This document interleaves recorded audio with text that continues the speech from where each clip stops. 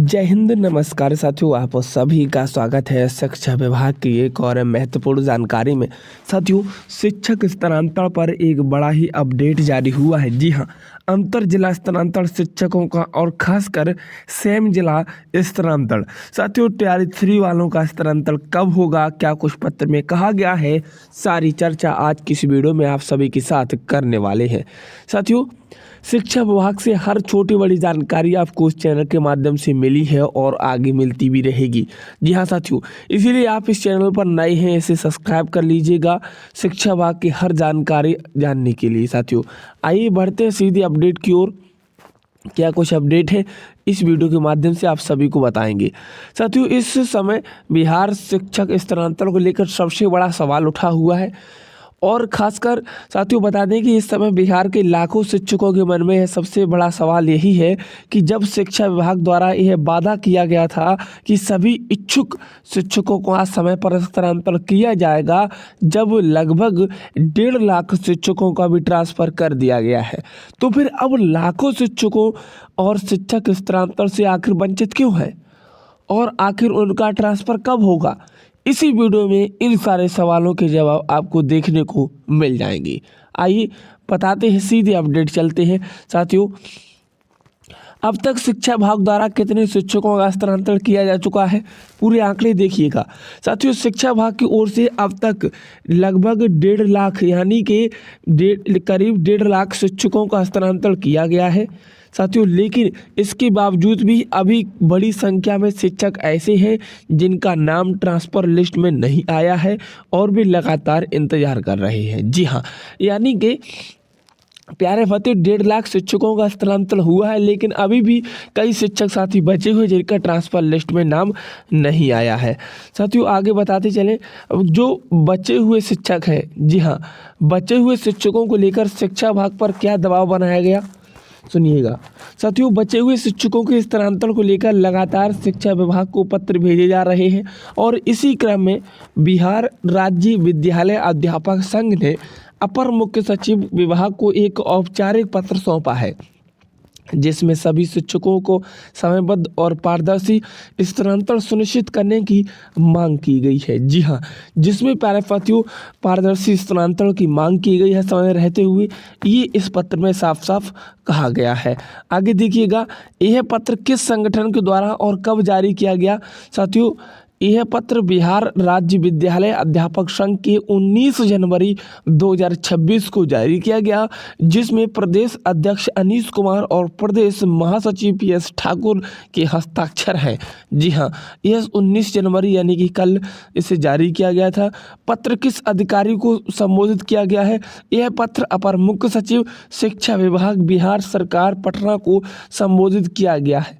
पत्र में ट्रांसफ़र लेकर सारी बातें कही गई हैं, शिक्षकों की समस्याओं को लेकर और उनका जल्द से जल्द निपटारा हो, ये भी बात उसमें कहा गया है। साथियों, आगे देखेंगे कि पत्र मुख्य विषय क्या है इस पत्र का।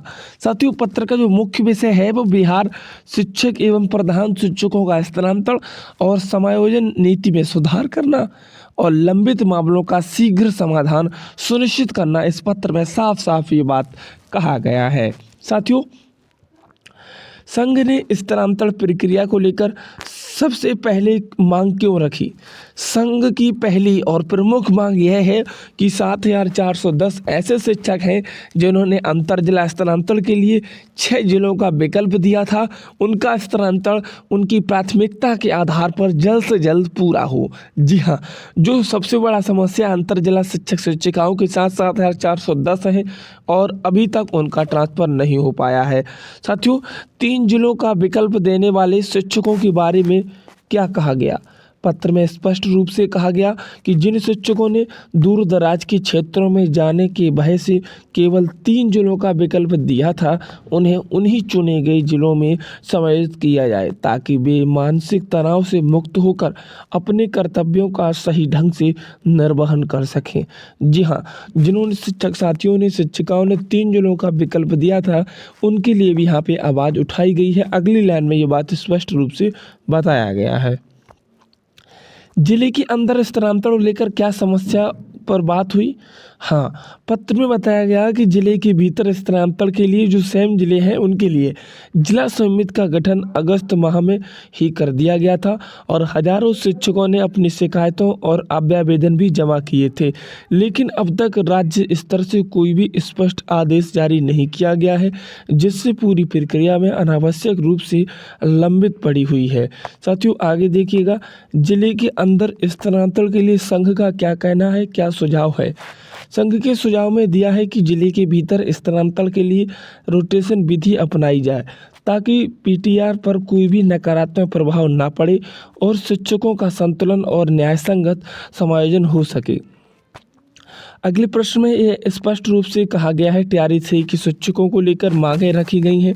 साथियों टियारी 3 शिक्षकों के लिए क्या मांग रखी गई है, बता दें कि पत्र में यह भी स्पष्ट की मांग की गई है कि टियारी 3 के तहत नियुक्ति शिक्षकों को भी अंतर जिला स्थानांतरण का विकल्प चुनने का अवसर दिया जाए ताकि उनके पास कोई भी भेदभाव न हो। आगे देखिएगा, अगली स्पष्ट में प्रधान शिक्षकों के लेकर शिकायतों को लेकर क्या कहा। पत्र में यह भी स्पष्ट किया गया है कि शिक्षा कोष पोर्टल के माध्यम से जिन प्रधान शिक्षकों ने अपनी पदस्थापन और विसंगतियों को लेकर शिकायतें दर्ज की हैं, उन सभी शिकायतों को गंभीरता से संज्ञान में लिया जाए और उनका उचित समाधान निकाला जाए। संघ की अंतिम और महत्वपूर्ण मांग यह रही, उन्होंने कहा कि शिक्षकों की ऐच्छिक और म्यूचुअल ट्रांसफ़र की सुविधा दी जाए, साथ ही साथ सहायक शिक्षक के दर्ज में संबंधित मुद्दों पर भी सकारात्मक निर्णय जल्द से जल्द लिया जाए। फिलहाल इस पूरे मुद्दे पर ताज़ा अपडेट यही है कि संघ की ओर से यह पत्र अपर मुख्य सचिव जी को सौंप दिया गया है। अब सभी शिक्षकों की नज़र शिक्षा विभाग के अगले निर्णय पर और आदेश पर टिकी हुई है। शिक्षक साथियों से अभी क्या करना चाहिए, शिक्षक साथियों को चाहिए कि वे धैर्य बनाए रखें और आधिकारिक अपडेट पर नज़र रखें। ऐसे विश्वसनीय चैनलों से जुड़ें जो पल पल की सही जानकारी आप तक पहुंचाते हैं। मिलते हैं नेक्स्ट वीडियो में, आज के लिए इतना ही। All the best, thank you, जय हिंद।